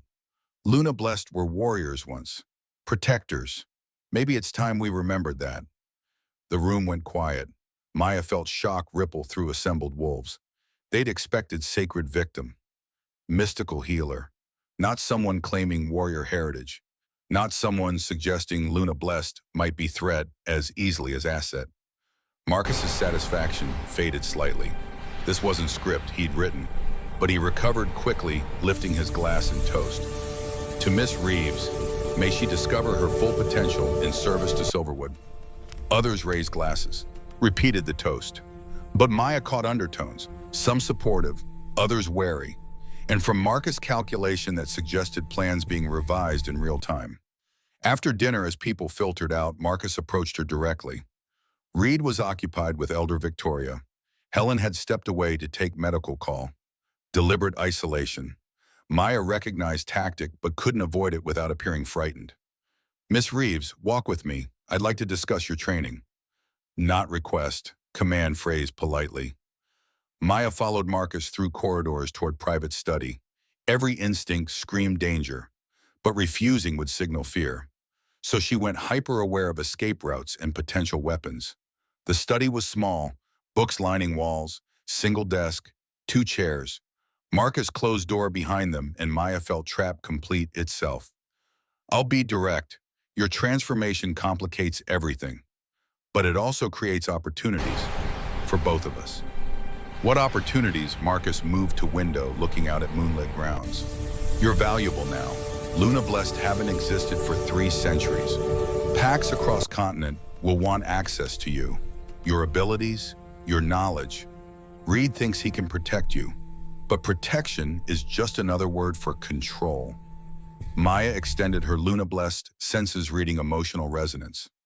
Ambition, hunger, something else underneath, desperation. Marcus was under pressure she couldn't see. Timeline accelerating faster than he'd planned. What do you want from me? Cooperation. When the time comes, I'll need you to guide me somewhere. Ancient site, sacred place. You'll feel pull toward it. Won't be able to explain why, but you'll know direction when you sense it. The crystal of binding. Marcus's expression flickered. Surprise that she knew, then recalculation. He'd underestimated her, thought she was ignorant, but Maya had spent 2 days absorbing information Reed fed her. She knew exactly what Marcus wanted and why. Reed told you. Of course he did. My brother always was too trusting, giving information to people who might use it against him. Or maybe he trusts me because I haven't given him reason not to. Marcus smiled, and it was expression of apex predator who just located prey. Trust is liability. I learned that watching my parents die. Trusting wrong people, making wrong alliances. Reed inherited their weaknesses. I learned from their mistakes. He moved closer, and Maya forced herself not to retreat. Showing fear now would be fatal. You're going to help me find the crystal, voluntarily or otherwise. And when I have it, Reed's authority transfers to me. You can be part of New Order. Or you can be collateral damage, your choice. Maya met his eyes and let her Luna-blessed nature extend, reading depths of his corruption. Saw the 15-year-old boy who'd gotten Helen's sister killed to impress his father. Saw decades of resentment compounding. Saw willingness to destroy anyone who stood between him and power. And underneath it all, fear. Marcus was terrified of being second forever, of dying without ever proving himself equal to his brother. I choose Reed. The words came out steady. Final. Marcus's expression hardened. Mistake. But you'll change your mind. When the right pressure is applied, everyone breaks. I'm very good at finding pressure points. He left, and Maya stood alone in the study, shaking now that danger had passed, but also certain. Marcus had just confirmed everything Reed suspected, given her direct threat, shown his hand too early because he'd underestimated Omega-turned-warrior. She left the study and found Helen waiting in corridor outside. You heard every word. Study is wired for sound. Reed monitors it remotely. Helen's expression was grim. Marcus is accelerating timeline. Whatever he's planning happens soon. We need you combat ready faster than I'd hoped. They walked back toward Maya's quarters in silence. The estate felt different now. Less protection than prison. Every corridor potential ambush site. Every conversation potential trap. War was coming. Maybe not today, maybe not tomorrow, but soon. And Maya was positioned at exact center of battlefield, whether she wanted to be or not. Reed was waiting in her quarters when she arrived. He looked even more exhausted than this morning. 72 hours of investigation compressed into deepening lines around his eyes. Marcus threatened you. You were listening? I monitor everything he does now. Say the word and I'll arrest him. Bring this to council tribunal. Let pack justice decide. Maya shook her head. Evidence is circumstantial. You said so yourself. Tribunal would split the pack. Marcus has supporters. Older generation remembers when he saved lives during territorial wars. They won't believe he's traitor without absolute proof. Reed nodded slowly. So we give him exactly what he wants. We let him think he's winning. Let him lead us to the crystal. Then we take him down with evidence even his supporters can't deny. That's dangerous strategy. All good strategies are dangerous. Question is whether risk is worth reward. Maya considered the equation. Marcus was planning something that required her movement away from a state, crisis that would force Reed's hand. When that happened, she'd be vulnerable, isolated, but also positioned to gather evidence, to force Marcus into revealing his full conspiracy. What's the plan? We wait for his move. When it comes, I follow. You stay alive long enough for me to reach you. Then we end this before more people die. Simple strategy. Dozens of points where it could fail catastrophically. But Maya understood military thinking now. Sometimes you couldn't prevent enemy attack. Could only position yourself to respond when it came. One question. The mate bond Helen mentioned. Is that real? Reed's expression shifted. Subtle change that revealed more than words could. Potential exists. During transformation, your Luna-blessed nature recognized my alpha. Bond hasn't formed fully. Would require deeper connection. Usually happens during life-threatening crisis when one saves the other. Creates spiritual link that transcends normal pack bonds. Marcus is planning to create that crisis. He thinks bonding us makes me controllable through you. He's wrong. Mate bonds work both ways. Can be weapon as easily as vulnerability. If bond forms, we use it as tactical advantage. Communication channel he can't intercept. Emotional support that stabilizes during combat. Partnership that makes us more effective than sum of individual capabilities. Maya processed this. Reed was treating potential mate bond like military asset, not romance, not weakness, not strategic advantage in coming war. The clinical assessment should have bothered her, but instead she felt relief. No pretense, no emotional manipulation. Just two soldiers preparing for battle and using every weapon available. Then we're agreed. We wait for Marcus's move. Let him think he's winning. Then we destroy him. Reed offered his hand. Maya shook it. Warriors pact sealed with simple gesture. They were allies now, partners in conspiracy that would either save Silverwood or tear it apart. He left and Maya stood alone in her quarters. 2 days ago, she'd been Omega kitchen worker awaiting execution. Now she was Luna Blessed Warrior, preparing for pack-level civil war. The transformation in status felt more dramatic than physical changes to her body. She looked at her marked arms. Silver-blue patterns glowing faintly in darkness. Ancient symbols that proclaimed heritage she'd never asked for. Power she was still learning to control. Destiny that had been thrust upon her by accident of genetics and Marcus's ambition. But Maya had spent 8 years surviving by adapting to circumstances beyond her control. She'd learned to make weapons from whatever was available. Tools from scraps. Safety from danger. Luna Blessed abilities were just another resource to be mastered and deployed. Time to stop being prey. Time to become hunter. The ambush came 36 hours later. Reed was leading border patrol along Northern Territory edge when the attack hit. Marcus had insisted on the route. Claimed intelligence about rogue activity. Reed had agreed knowing it was trap, but needing to see how Marcus would play it. 20 attackers, professional mercenaries with military training, armed with silver-coated weapons designed to penetrate shifter defenses. They hid at narrow ravine that created natural kill zone. Textbook ambush executed with precision that confirmed extensive planning. Reed's tactical response was immediate. Defensive formation, suppressing fire, fighting withdrawal toward vehicles. But silver bullets were finding targets. 3 guards down in first minute. Reed took hits to shoulder and thigh, felt poison spreading through his system even as his alpha healing tried to compensate. Captain Sullivan dragged him to lead SUV returning fire to cover retreat. They lost 5 guards, killed 3 wounded. Barely escaped with their lives. Silver poisoning was already affecting Reed's motor control by time they reached a state. Emergency howls summoned pack to crisis. Maya felt them through developing bonds she hadn't known existed until that moment. Pain lancing through her consciousness. Reed dying. His alpha wolf crying out for help his pack couldn't provide. She was running before conscious thought caught up. Helen matched her pace medical bag already in hand. They reached Reed's quarters to find chaos. Pack doctors working frantically. Marcus playing concerned brother while issuing orders. And Reed on the bed, multiple silver bullet wounds visible, dark veins spreading from each impact site as poison attacked his nervous system. Maya pushed through the crowd, Luna-blessed instincts screaming that she could fix this, that her nature was designed exactly for this scenario, healing wounds that normal medicine couldn't touch. Marcus tried to block her. Miss Reeves, this isn't time. Let the doctors work. The doctors can't help. Silver poisoning has no cure. Only Luna-blessed healing might save him.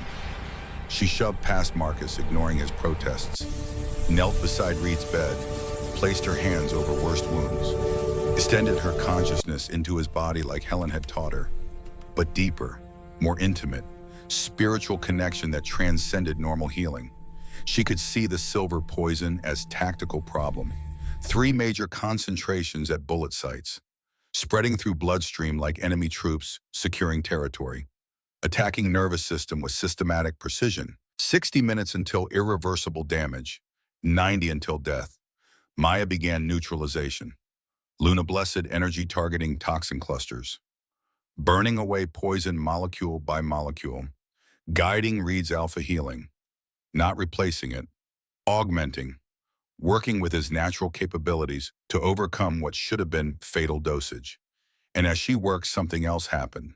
Their minds touched, consciousness merging in space that existed between physical and spiritual. She felt his memories flowing through contact point, saw his childhood alongside Marcus, felt weight of alpha responsibility, understood loneliness of command that allowed no weakness. He felt her survival, 8 years packless, learned self-sufficiency, quiet strength that came from knowing you had only yourself to depend on. Recognition flashed between them. Warriors who'd both lost too much, who understood sacrifice, who would do whatever necessary to protect what remained. The mate bond formed, not romantic, tactical. Strategic partnerships sealed at cellular level. They could feel each other's locations now, sense emotions across distance, communicate through mental channel no one else could access. Weapon Marcus hadn't anticipated because he'd never understood what mate bonds actually were.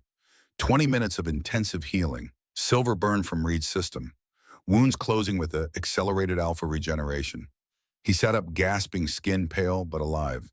His eyes found Maya's and awareness passed between them. The bond, complete, permanent, tool they could use. Marcus was watching with expression of satisfaction barely concealed. This was exactly what he'd planned. Reed wounded, Maya forced to heal him. Bond formed under crisis conditions. Perfect setup for next phase of his strategy. But Marcus didn't know about the tactical training. Didn't know Helen had taught Maya to weaponize Luna blessed abilities.